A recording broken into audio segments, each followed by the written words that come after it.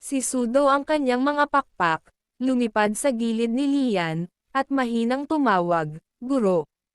Ngunit bago pa makapagsalita si Lian, idinikit na ni Sudo ang kanyang mukha sa kanyang dibdib at bumantong hininga, "Guro, bakit amoy babae ka?" Tapos siya ay umikot at sinabi sa mahinang boses, "Okay lang." Walang pakialam si Sudo. Medyo nahiya si Lian. Naisip niya sa kanyang sarili, ang itim na balahibo ng Sudo ay may mga kakayahan sa pagtatanggol. Ang paglipad ng hangin at mga alon mula sa kanyang mga pakpak ay maaaring lumikha ng hanay na 500 metro, na tiyak na mas kapaki-pakinabang kaysa sa ulo ng balahibo. Nabalitaan ko na pumunta ka sa kaharian ng liwanag. Oo, nakakatamad na manatili sa Dragon Tiger Mountain sa lahat ng oras. Saan ka pupunta, Master? Madadala ka ng Sudo. Hinaplos ni Lian ang kanyang ulo. Tinanggihan ang alok ni Sudo, lumipad siya sa tabi niya at nagtanong, "Guro, napakalungkot ng mundong ito. Ito ba talaga ang iyong bayan? Kakausapin niya yan mamaya. Naipadala ko na ang iyong mga ibon. Tulungan mo akong bigyang pansin ang sino mang umaarte sa akin at amoy ko." Bago pa siya matapos magsalita, may naramdaman na si Sudo na kakaiba. "Oo naman, tungkol sa Kawkaw, dumating si Kawkaw." Nagmamadaling sinabi ni Lian kay Sudo na lumipad ng mataas. Samantalahin ang pagkakataong kumilos. Mula sa di kalayuan ang tunog ng dumadagandong na makina. Isang makinis, hubog, at mabigat na motorsiklo ang lumitaw sa harap ni Lian. Napatingin sa kanya ang lalaking nakabike. "Hindi ko alam kung gaano kakalalim. Subukan muna natin." Pagkatapos ay hinugot niya ang isang gawang bahay na halwang sibat ng night at sinugod si Lian. Sa isang iglap, nagbanggaan ang mga sandata, na nagbubunga ng tili sa isang galaw lamang. Alam ng lalaki na hindi madaling pakitunguhan si Lian at agad na tumakbo palayo. Ang maikling pagtatagpo ay nagbigay kay Lian ng impormasyon tungkol sa lalaki. Ang pamana ng Gorilla Claw ay marahas na sumisipsip ng anumang bagay upang maglabas ng enerhiya sa isa pang bagay. Ang pinakamataas na pagsipsip ng enerhiya ay tumataas sa kaliwanagan. Ang class eco ng mga bundok at dagat. Sa klasikong tanawin sa katimugang bundok, mayroong isang hayop na mukhang isda na may maputlang puting balat, at gumagapang ito sa mga tao. Gorilla ang pangalan nito. Ang pagkain nito ay nagpapabilis sa iyong pagtakbo. Tawa ng tawa ang lalaki. Walang dapat ikatakot. Bilis ng Blade Chi Battle Mansion. Kahit may thermal weapon siya, hindi niya ako matatamaan. At hindi na niya ako maabyutan. Biglang may kamay na pamatong sa balikat niya. 2 bahid ng dugo ang nagdulot ng panginginig sa kanyang gulugad. Walang nakakaalam kung kailan nakaupo na sa likuran niya ang kakaibang multo. Bago pa siya makapag-react ay itinapon na ng kakaibang multo ang kanyang katawan. Ang mga itim na balahibo ay nahulog mula sa langit, diretsyong tumusok sa lalaki. Umalangaw-ngaw ang boses ng sistema. Ikinalulungkot ko na hindi niya natanggap ang kanyang mana. Pagtingin sa bangkay sa lupa, nagtatakang tanong ni Sudo. "Master, ano ang ginagawa ng lalaking ito?" Napatingin si Lian sa tumigil na motorsiklo, namumula ang mga mata sa tuwa. "Baka dinalhan niya kami ng sasakyan." Umalangaw-ngaw ang tunog ng mga gulong na gumagapang sa lupa, at muling lumitaw si Lian sa pasukan ng Snailhead Alley. Kumuha siya ng karot, sinabihan si Sudo na sundan siya, at dirdiretsyong pumasok. Mataong ang eskinita. Sa pasukan, isang maliit na batang babae ang naglalagay ng kung ano sa kanyang bibig. May dugo sa kanyang mga kamay. Biglang lumitaw si Mao Zizang sa likod ni Lian, hinayla ang kanyang braso. "Hinahanap ka ng matanda ko." Malamig na tiningnan ni Lian si Mao Zedong. Pinunasan niya ang dugo gamit ang manggas niya. May isang lalaki na may salamin. Mukha siyang mahina, pero talagang walang awa.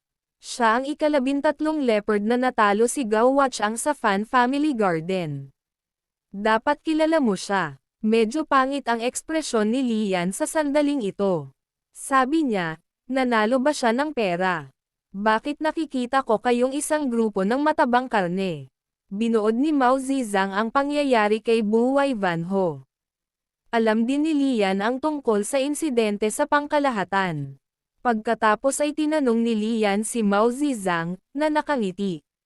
Sinabi mo na natalo si Gao Wachang sa lalaking may salamin. Nasaan na siya ngayon? Napawi ang ngiti ni Mao Zizang, at same time niyang sinabi, may pabor kaming hihilingin ng aking mga kapatid. Ang Fan Family Garden ay iba sa atin. Sila ay matapang at walang awa. Ngayong mainit pa ang mga pangyayari, wala kang malalaman kahit na pumunta ka doon. Mawawalan ka lang ng pera kung pupunta ka. Nang marinig ito, natawa si Lian. Kalimutan mo na yan. Sa pagkakataong ito, gusto kong tingnang mabuti ang paligid. Dadalhin mo ba ako doon? Agad nang umiti si Mao Zizang at inabot ang kanyang kamay. Magkano ang plano mong gastusin?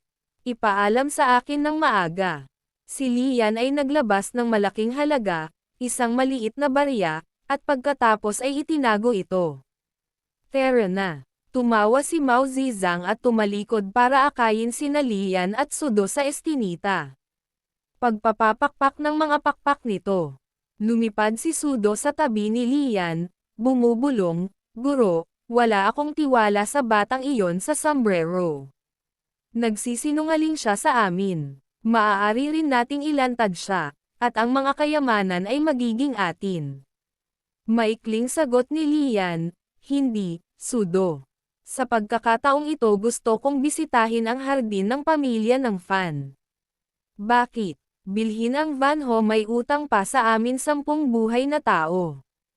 Gagawa siya ng eksena sa Fan Family Garden, at hindi na babayaran ni B. Vanho ang kanyang utang, di ba? Samantala, sa dulo ng daliri ni Zhao, may nabuong asol na patak ng tubig, nakitang-kita ang figure ni Lian sa loob. Napasan daw si Zhao Xin sa dingding at mamulong sa mga tuntunin ng damdamin, hindi ko matiis si Buwai Vanho. Napabuntong hininga si Zhao. Inawi ko si Lian minsan, at medyo naiintindihan ko siya, kaya mas madaling mahanap siya. Kaya narito ang bagay, si Lian ay isang halatang target, ngunit mahirap siyang harapin. Para naman kay B. Vanho, hahanapin muna namin si Boyanho. Kung wala siya, hahanapin muna namin si Lian. Pumunta tayo sa England 7 para magtanong tungkol sa B. Vanho. Pagkatapos ay dumating silang dalawa sa Yando. Isa sa 3 dakilang England 7s ay ang ruta ng imperial na lungsod. Pangit ang mukha ni Zhao sa sandaling ito, at umungol siya. "Bakit hindi ako makapasok?" Kinaway-kaway ng middle-aged na lalaki ang kanyang kamay. "Sinabi na ni Mao Zedong na hindi ka pa tapos magbayad para sa pinsalang ginawa mo sa eskinita sa unang daw. Pinagbawalan ka ng lahat ng tindahan sa Yando." Inilibot ni Zhao Xin ang kanyang mga mata at sinabi sa mahinang boses, "Kung gayon, maaari ba akong pumasok?" Itinaas ng lalaki ang kanyang talukap. "Sa tingin mo ba bulag ako? Sa tingin mo ba ako ay tanga?" Galit na galit si Zhao Xin. "Zhao, ano ang dapat nating gawin ngayon?" Tumingin si Zhao kay Zhao Xin at sinabing, "Maghihintay tayo hanggang hating gabi, at tiyak na magkakaroon ng ilang aksyon."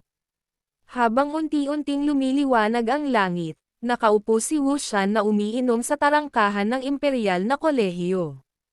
Gumastos siya ng 2,000 puntos upang bumili ng impormasyon sa lahat ng mga naglalakad. Sa pagkakataong ito, malinaw na may plano si Buwai Vanho para sa lahat. Ayon sa datos, parehong na-rate sina Lian at B. Vanho sa 10th degree, at ang kanilang enlightenment ay natigil sa 39.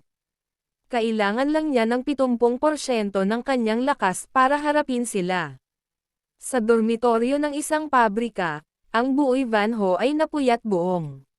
magdamag habang tinitingnan ang scroll sa kanyang bulsa. Sa loob, magpapapista ako o magugutom. Sa rooftop ng isang hindi natapos na gusali sa mga suburb, nahulog ang mga itim na balahibo. Si Lian ay nakatayo sa gitna ng puyo ng tubig, sinusubukan ang mga bagay na binili niya mula sa England 7. Ang nililok na nyebe, isang magandang gawa ni Liang Yulin noong sinaunang panahon, ay nagpapataas ng sigla ng walker ng 50. Naaangkop lamang ito sa mga walker sa ika-10 degree o mas mababa.